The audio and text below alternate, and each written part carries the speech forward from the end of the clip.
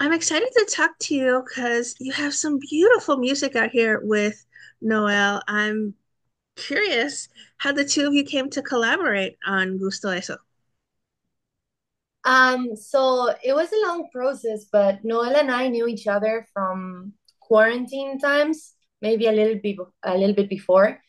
And every time we would run into each other, it was like, Mimi, we need to do something together. Noel, we need to do something together. Like, what are we gonna write?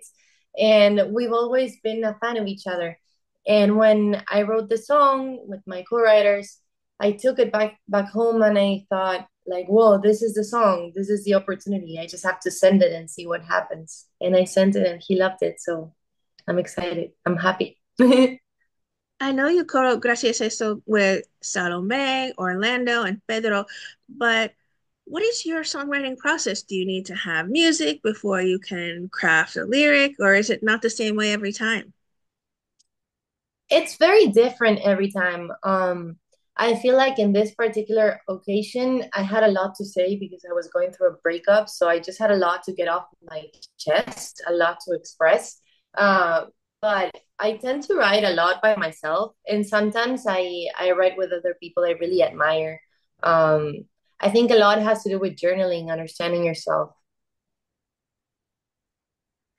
Well, we talked a little bit about the writing side of it, but there's also the production side of it. And there's this great synergy too that you and Noel have. Were the two of you very hands-on the production side of this and crafting it as well? Well, we wanted something very simple. We were looking for something on the Daniel Caesar lane, on the Her lane, which Okay. was more like just a piano, and we wanted the voices to have their showtime. Like the song was about the vocals, so we did something very minimalistic. We were both hands-on, however, Noel was leading it beautifully, and he hired three singers. There was a bass player and just piano, vocals, and bass. That's it. That's the whole production of the song. Well, the two of you blend your voices well together. How did you spend time crafting who would take what part or did you work that out with the co-writers when you were crafting it? No, when we wrote it, it was more like it just happened. Like we didn't plan on anything. We didn't even know the song was gonna be sung together with Noel. When it came to figuring out the parts, it was very fast, to be honest. I was flying to LA on a Monday, then getting to the studio on a Tuesday, and then on Wednesday we were shooting the music video. Like everything happened super fast. So that Tuesday, when I was on my way to the studio, Noel had already started, and he was recording some parts. And it was more of a, okay, how about I take this part, you take that one, and we kind of made it out in the moment. I know you and Sela worked together on the video. How does that video play into the message of your song? I think the video is very beautiful. We shot it with a director called Kenzo in LA, and we wanted to have like imagery. We wanted to use very well the resources that we had.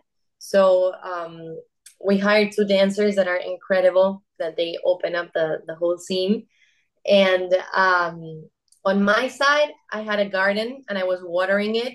Uh, and that means that you need to water your soul in order to give flowers. So that was the self love, the self respect that I had on my garden. And then on Noel's side, there was a mirror symbolizing reflections looking inwards. So, yeah, that was a little bit of the concept that we had. Noel said it was a joy to work with you as a producer and to help develop something that reflected your style. And he was honored to be able to support your music. What does that mean to you?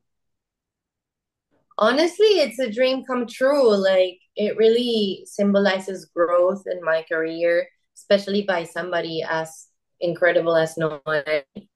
It was crazy because this year were the Latin Grammys and I went to a lot of the events and a lot of people would stop me by and they were like, Mimi, like I've been following your career for a while. Congratulations. I heard the song with Noel. It's incredible. Like things are really happening for you.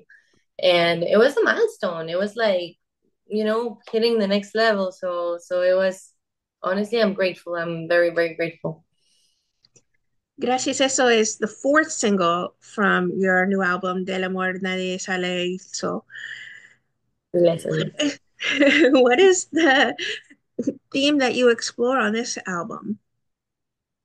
Okay, so the title, Del Amor Nadie Sale Ileso, translates to nobody comes out of love unharmed. That's true, Or boy. yeah, like nobody comes out of love painless or harmless, I would say is the translation. And it's just a lot of the feelings I went through in a past relationship, a lot about letting go, different emotions, pieces where you're in love, pieces where you're like mad at this person, pieces where you're like, okay, growing and you accept yourself and others. And honestly, it's very beautiful. It's like almost like the moon that has four sides. Well, the album has its sides too. Like every song is a different emotion, and together they make something beautiful. Gracias Eso is my personal favorite song on this particular album, but do you have a favorite for you, one that holds a special place in your heart? Oh, I have a lot of them. Gracias por eso is definitely very special. There's one that I haven't released yet that is called Rehab, and I love it. I love the energy of that song. It's like very fun and positive. I have a song coming out with a major artist, Denise Rosenthal, and I really, really love the song I have with her. So there's not be revealed, like a lot yet to happen, but I'm very excited. What's next for you? Are you back in the studio working on new music? Are you going to be touring soon? Well, that's the idea. The idea is touring. Um, the album is almost finished. Like I'm just doing final touches. But I definitely expect touring next year. I expect to put out the album, and I expect it to resonate with people. I don't know, like a lot. You've worked with incredible artists like Christina Aguilera, Shakira, Goyo, clearly Noel as well, and Denise. Who are some artists that you would love to collaborate with on music in the future? I would love to collaborate with Rels B. He's like an artist from Spain. There's this girl from Argentina. She's not huge yet, but I see so much potential in her. Like, when you see somebody and you're like, this person's gonna blow out. Of course. There's a girl called Sofia Mora. I really love her lyrics. Who else? Well, I would love to it with SZA, with Billie Eilish. That's like a big dream. Maria Becerra. I would love to collaborate with Maria Becerra. A lot of a lot of artists in my radar. What would you like to say then to everyone who are fans and supporters of the beautiful music you continue to put out? I would just like to thank them for bearing with me in this whole process, to help them for listening without judging, for seeing the potential in me. Like sometimes it's hard. As an artist, you're constantly exposed, and you're putting your heart out. And the supporters, there are people who sometimes we feel like as artists, it's our responsibility to bring everybody up and to give the positive energies. Sure. And sometimes we forget that the supporters give us energy too. The supporters, when they send you a love message, when you see that they believe in you, they're feeding that energy back to you. So I'm just extremely grateful for everybody that's here, because without them, like, why would I even do music?